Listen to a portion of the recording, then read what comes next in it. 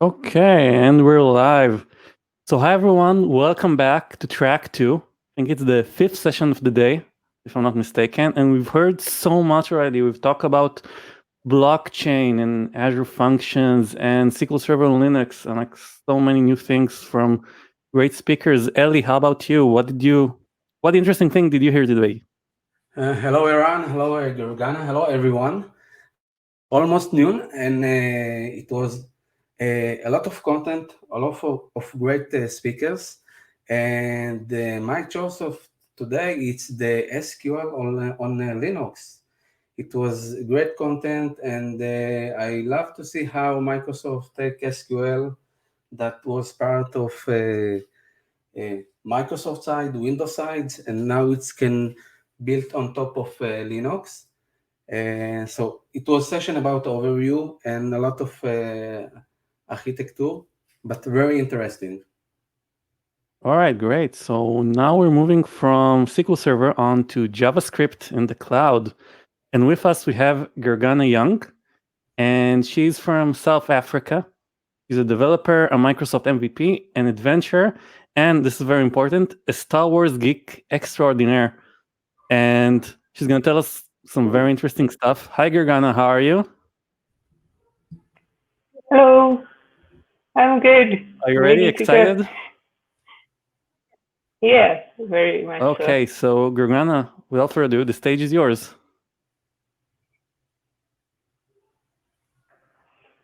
Hello, everybody.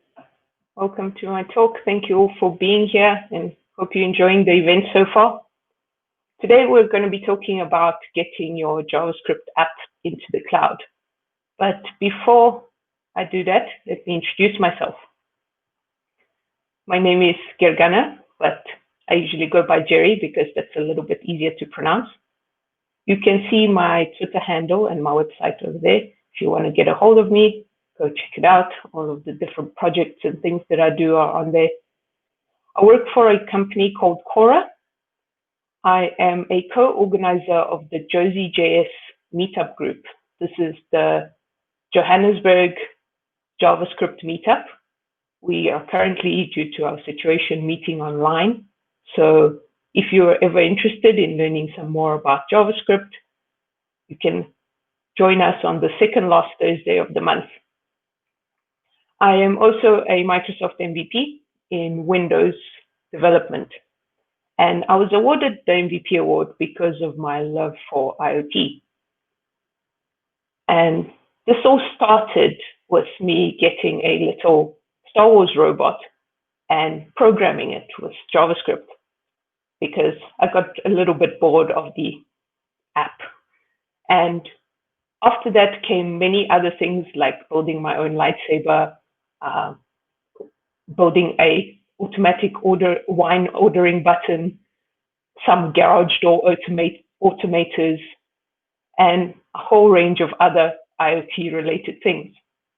Unfortunately, today, my talk does not involve any things. So for those of you who know me in my talks, you might think that this is going to be slightly more boring, but don't worry, there's still going to be a lot of interesting stuff to learn. Because we're still going to be talking about JavaScript. As developers, we all get to a point where we want to build our own application or do something with the knowledge that we have for ourselves. And as JavaScript developers or web developers, we get to a point where we want to show those things to other people because we don't want to just have it locally on our computers. So we need to deploy it somewhere. And then comes that dreaded phrase, DevOps. All of us have heard this phrase. It's one of the biggest buzzwords of our time. But what does DevOps really mean? I mean, it's such a big buzzword. Well, this is the definition that Wikipedia gave me.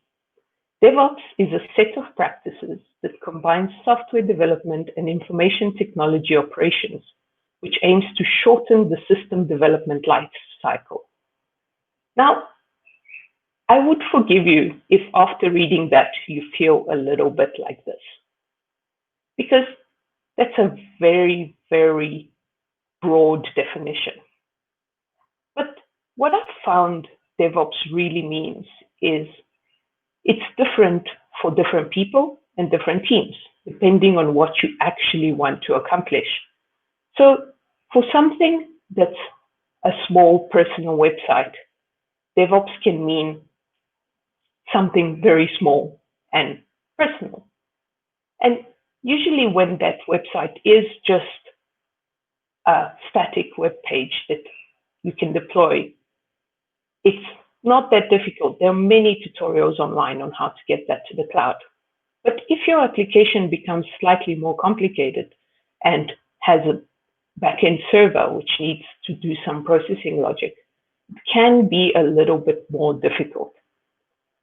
Now, the website I'm going to be showing you today is this website over here. It's pretty simple. It has only one backend endpoint, and I'll go into the code a little bit later. But let's talk about how we're actually going to get this onto the cloud. We're going to be using Azure DevOps. Azure DevOps is a set of developer services, formerly known as TFS, but it is now new and much improved. There are a number of different services available for both developers and ops people so that we can work together to get our applications into the cloud. There's Azure Boards, which is used to plan, track, and prioritize the work in our projects. There's Azure Repos, which is used to store our code in Git repositories. Azure Pipelines, used for building, testing, and deploying our project to the cloud. We are going to be talking a lot more about Azure Pipelines in a moment. There's Azure Test Plans, which provides us with manual and automated testing tools for our code. Azure Artifacts for creating, sharing, and hosting packages. This is the whole suite, and there's even more that you can add on to your Azure DevOps to make it work for you. But we're going to be using a smaller subset. As I said, we're going to be using Azure Pipelines for building and releasing. We're going to be pushing all of this to Azure, and we're going to be using a GitHub repository to store our code. I decided to go for a GitHub repository because I thought that it would be a lot more accessible, as I found that many pet projects start off in GitHub. But without further ado, let's get into our first demo. Now, for my demos today, I decided to go with a video recording because I didn't want to tempt the demo gods to destroy my demos, and I didn't want to rely on an internet line. So I'm just going to show you the videos and talk you through what we actually need to do in order to get this website up and running. Our first demo is going to be creating the actual web app in the Azure portal. So we go to portal.azure.com and create a new resource. We search for web app and hit the create button. The first thing we need to do is assign it a resource group. You can create a new one, but I already have one there, so I'm just going to select it. We need to give our application a name. It needs to be a unique name because that's where it's going to end up in. Then we select code and we select a runtime. We're going to be using Node, the latest available version of Node on Azure, a Linux operating system, and because I'm from South Africa, as my region, I'm going to choose South Africa North. Just brings it closer to me, so it means it will be faster. Then lastly, our app service plan. We're going to create a new app service plan. And because this is a relatively small application, it's usually safe to choose the smallest available and therefore cheapest option. As your application grows, you would need to consider what other options you need there. Once this is done, we can skip the rest of the steps and go straight to review and create. On the review and create screen, we just check that everything is as we expect and hit the create button. Now this takes a little bit of time to complete. So we leave it running in the background as soon as it says deployment in progress, and we can move on. Now, in the Azure portal, we have a place where we can deploy our application, which means that we can move on to actually getting our application to there. And to do that, we need to build and deploy this application. Now, for this, there are a whole lot of different options. Again, this is one of those things where each team does it differently, and they do it in a way that suits their application best. There are many different processes and tools you can use. One of the things I like doing when it comes to building and deploying is that a lot of the responsibility must be given to the developer. So every developer needs to know that any code they push into a master branch will end up in production.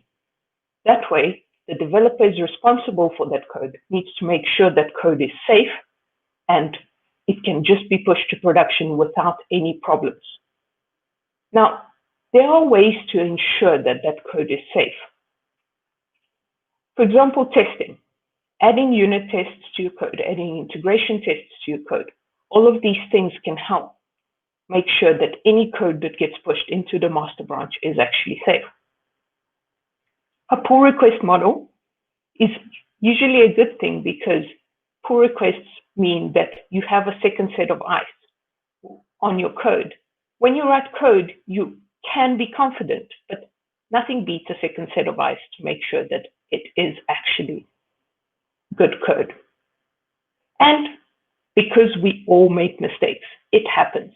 Having a rollback strategy is very important. Having a way to go back to a previous version of your code in your production environment, because at the end of the day, mistakes happen.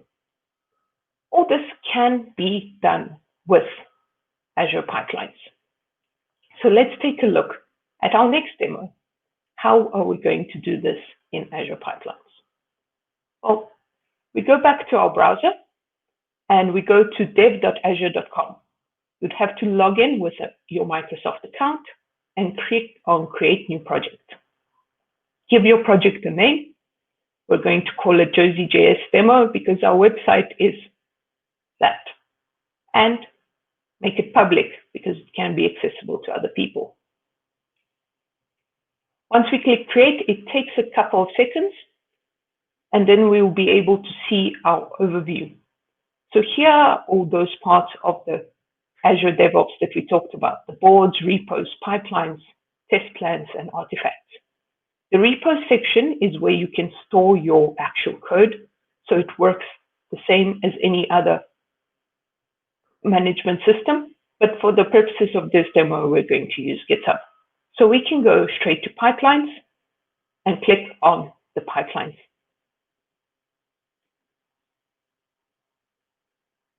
Once we create our first pipeline, we choose GitHub as our repository. If this is the first time you're accessing this, it will actually ask you to give permission to the to your GitHub account and to the specific repository you want to give permissions to. You can give permissions to just one repo rather than your whole GitHub account. Then our pipeline can be built from a template. If you're building an application that, for example, uses Vue with Node, then you can just use that template, or React, or Angular, or any of the other popular frameworks. But for the purposes of this demo, we're going to use the starter pipeline, so I can show you how to build it from scratch. So you can see it's linked there to my GitHub repository, and it's going to create a file called azurepipelines.yaml. The first thing in this file is the trigger. So when will this pipeline actually run? This pipeline will run on any push to the master branch. Here you can add other things like running it on pull request or whatever your method may be. Then there is the pull. What are we running on? We are running on Ubuntu latest.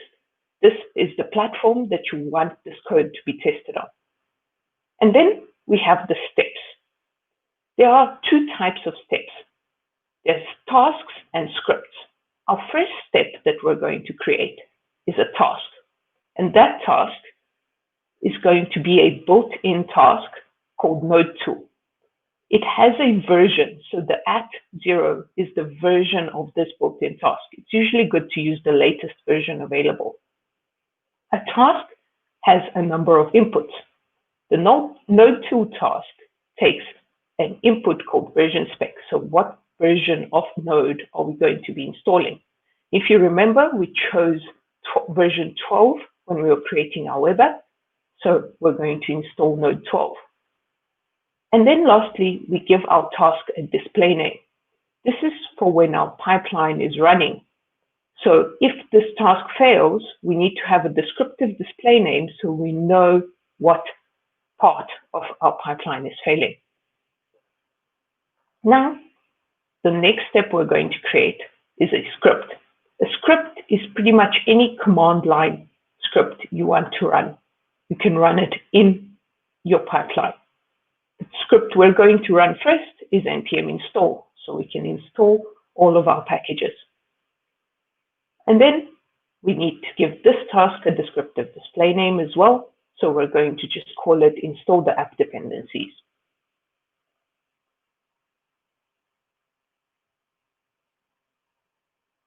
Our next task, we talked about testing. So what we need to do is create a script that will run all of our unit tests against our code. It's good to run your unit test inside your pipeline because it means that it is more showing of what is actually going to be happening in your code that's getting deployed. So we just run npm test. Now that we've run our tests, we know that our code is at least slightly safe. So we can start the deployment process. We do this by creating another task. It's also a built-in task, and it's going to copy the files from our build directory into a staging directory. So we give it the inputs, which are the source folder where we're copying from, and that folder is the system default directory, and we give it a destination folder.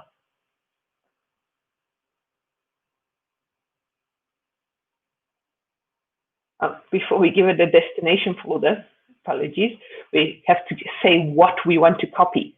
So we want to copy absolutely everything in this case. Here you can also exclude files or include only very specific files. The target folder that we want to copy to is the build artifact staging directory. And we're going to put that inside another folder called app, so we know where to find it later on. And now our display name would be copy the files to the build directory. Accidentally pushing Control S because that happens. And our last task that we need to create is to get these files into our publish directory so we can release them. And to do that, we're going to use another built-in task called publish build artifacts. And its inputs are where we're getting the artifacts, so the folder to publish, which will be the exact same folder as the one we had as the target folder in our previous step, and what we want to call our artifact, so the artifact name, which in our case, we're just going to call it app.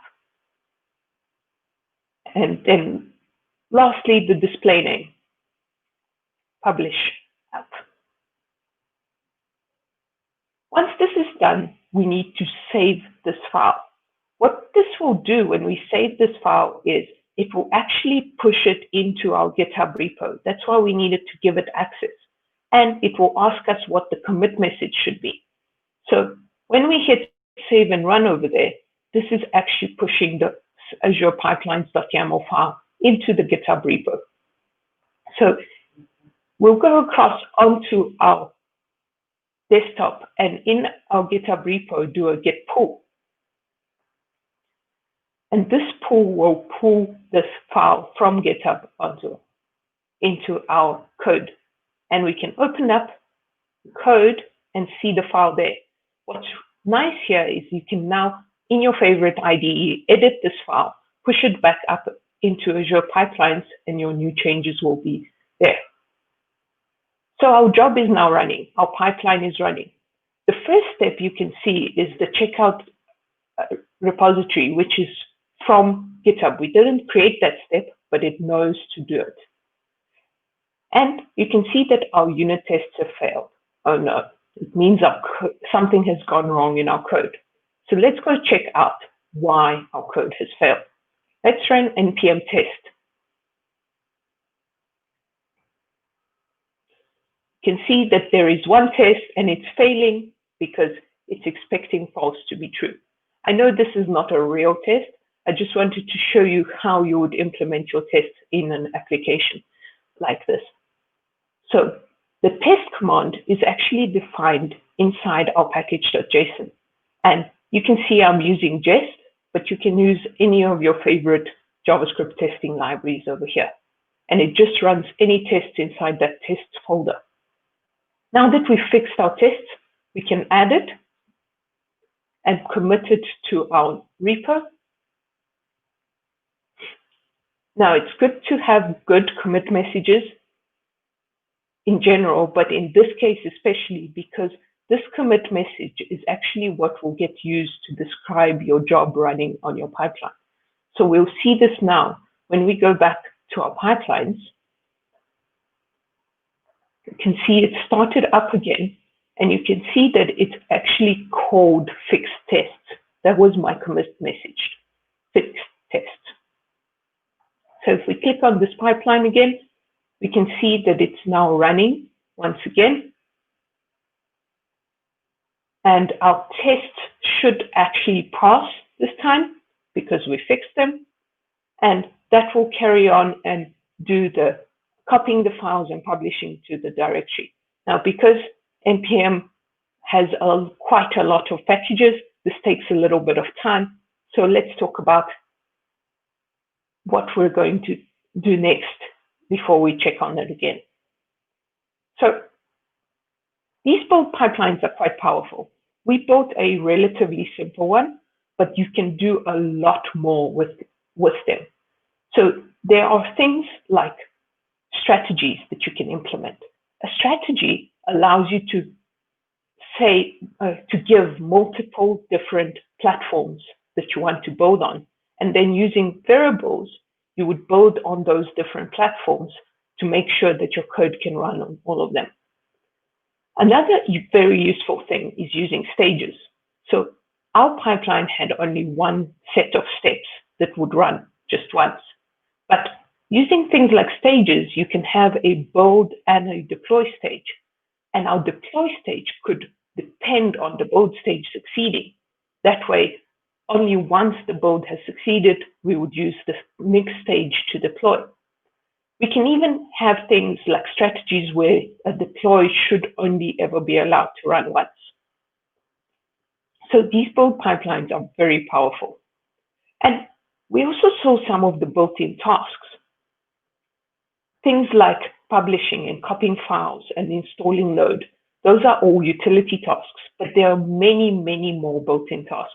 There are things like build and deploy tools for different platforms, different programming languages. You're not limited to just one thing. You can use so many different things. And once you've gone through all of the possible tasks that are available, if there is still something that's missing, you can always create your own task.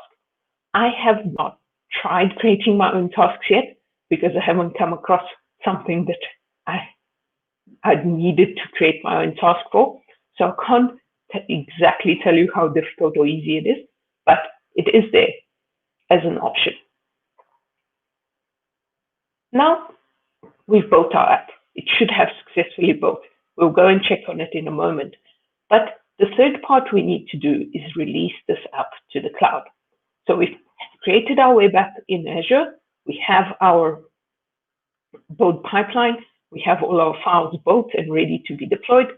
We need to put these two things together. How do we do that?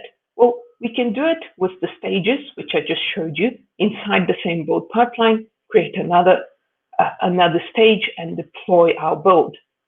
But I would like to show you another way of doing it, using the release pipeline in Azure DevOps. So let's just double check. We can see here that it has succeeded. So our pipeline has a tick, which is great. Now we can go to releases in pipelines and create a new release pipeline. For this, we're actually going to use a template, which is the Azure App Service Deployment template. This will make it a lot easier for us to deploy. We're going to name our stage, deploy Josie.js to Azure. Or just deploy Josie.js, I guess. And we have one job inside our stage. We'll need to link to our Azure subscription, select web app on Linux because we're running on Linux, and then we can see our app service name pop up over there, Josie.js. Startup command can be left blank, and I'll explain why in a moment. Then our actual task. Our task is going to deploy the Azure App Service. You can change that name, but there's nothing in here that you really need to change except what folder or package we're actually deploying. Now, we haven't actually given this pipeline a package yet. So if we click there, you can see there's nothing in there. So we have to go back to our pipeline and give it an artifact to deploy. So we click on add an artifact, and our source type is build, so the result of our build pipeline, and we can select that build pipeline that we created earlier. We leave everything else as is, and we add it. We also want this to trigger automatically so that every time we push new code and it builds successfully, it deploys. So we can enable the automatic trigger so that it always triggers automatically. We can even add branch filters over there. So if you want only a specific branch to deploy, then you can add a filter on there. Now that we have an actual artifact to deploy, let's go back to our task and select it. So what we do is we click on those dots and select, and we want to deploy this whole app folder. And that's it. That's all we have to do. And of course, select the version of Node that we're running, which is Node 12, like everything else that we've done so far. Once we save this, we can choose to save it in a specific folder. We can create our first release. It will ask us whether we want to trigger it manually. If we don't select manual, it will trigger automatically and start up the first release. So we can see it, it's queued, and in a moment, it will start deploying our website to Azure. There it goes. Great. While that's deploying, let's talk about a few other things. So if you remember correctly, the start command we left blank. That is because in our npm package.json, we have a start command. This is the command it will use by default. We set the port to port 8080.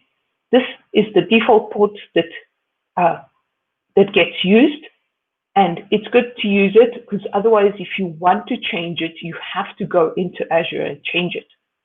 I'm also using Node and experimental modules, but that's not important for this. If you want to change the port that you're using, you have to go into Azure, into the configuration section of your app service, and add the port as an environment variable. So in the application settings, you would add the port, and whatever the value you want to set it to, say 3,000, for example. But because we're using 8080, we don't have to do that. So we can leave that part out. Another thing I have in here is the debug command. This is something that I personally use for running my code locally so that I can change the ports that I run on locally compared to what it runs on Azure. The actual application itself, as I said, it's pretty simple. It uses Express. It sets the port to either the environment one or 3000. It has a static public folder and one endpoint called wizards. Our static public folder has an index.js file which fetches the wizards from that endpoint, has some CSS, and the main HTML file. If we serve this website locally by running npm run debug, and we go to localhost 3000, we can see our application there. So that's pretty much all we're deploying, right? So we can stop this thing and let's check on our actual deployment. It's still running. So let's move forward. Now our deployment has succeeded. So we can go to our releases and just double check it. Here we go. Everything is there, it succeeded. So we go to Azure and click on our link, josijs.azurewebsites.net should be available.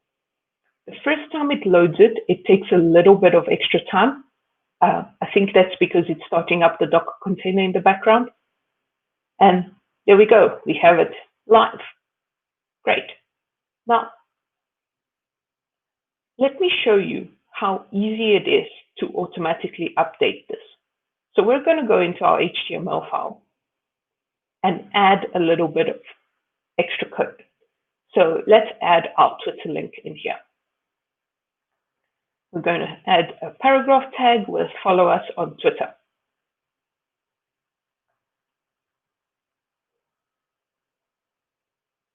And add our Twitter handle, just spell it correctly. And now what we do is add this to our repo. Remember, the commit message has to be something descriptive. So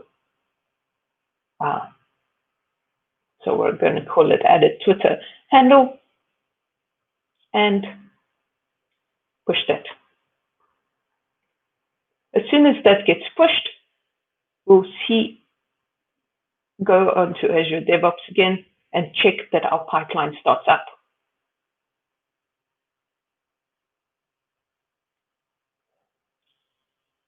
It's waiting to start. It's been queued.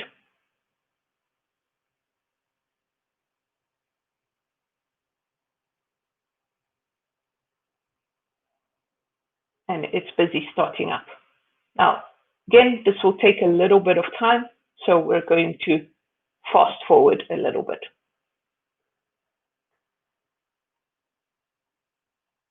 And here, our job is already finishing. And there it is. When this job finishes, it will queue off a new release. The new release will start up again. And once the new release succeeds, we can go straight to our website, refresh, and there it is. Our Twitter link is there. That's how simple it is to deploy our website, from starting with absolutely nothing to getting it onto the cloud. That's actually all I have for you today.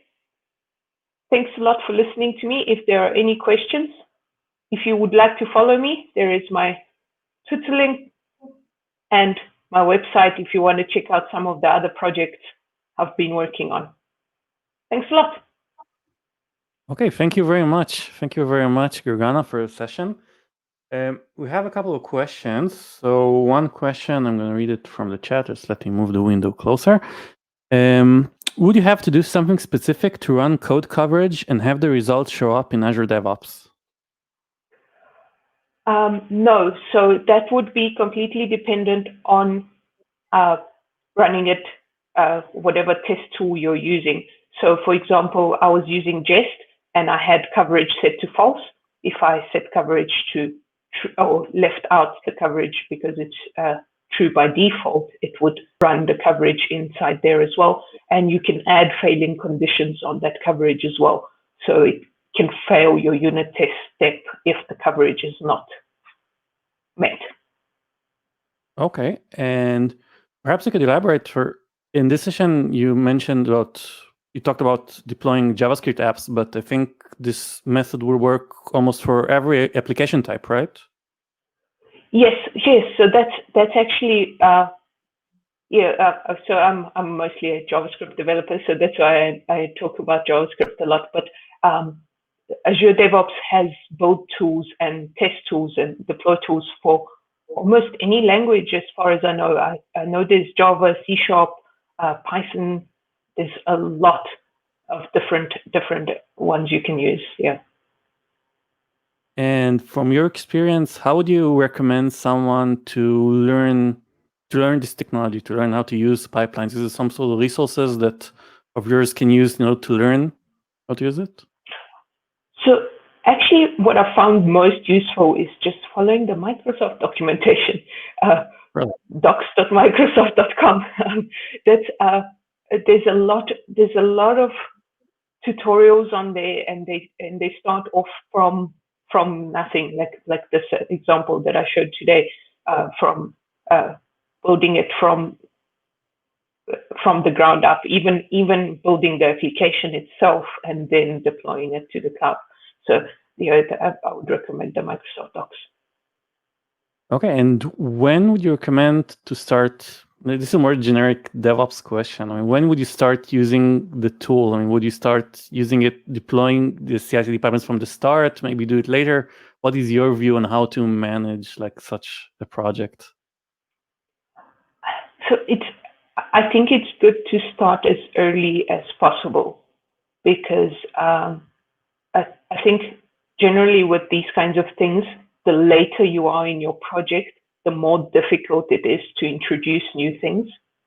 So if you've done something in such a way that it, for some reason, doesn't work in the build pipeline or something like that, and you have to go and change things, so that's why it's good to start as early as you possibly can. Yeah, I definitely agree. I also see it with many of my projects that sometimes developers or DevOps personnel leave this kind of stuff for a later stage, and it comes back to bite them later when something doesn't work, and then they need to start and maybe create a much more complicated pipeline. Yes, exactly. Yes, yeah. It's always it's better to start early and then add on to your pipeline as you add on to the project, right? Right, and one more final question that our viewers might have is that what would you say about comparing between Azure pipelines and GitHub Actions? I'm sure most of our viewers are maybe they're familiar with both, and maybe they have a new project or an existing project, and they want to decide which one they should use or what are the differences between the two.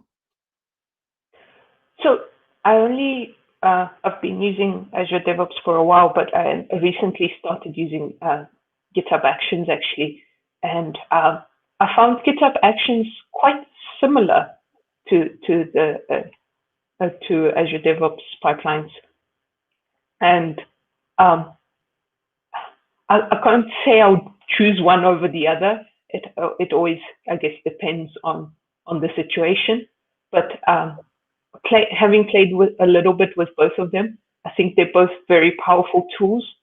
One of the nice things I found with GitHub Actions is that you can deploy to different clouds as well, which is also, I guess, useful if you need that kind of capability. So yeah. No, I'm pretty sure that Azure Pipelines also supports deploying to GCP and AWS. I think it doesn't really lock in the platform.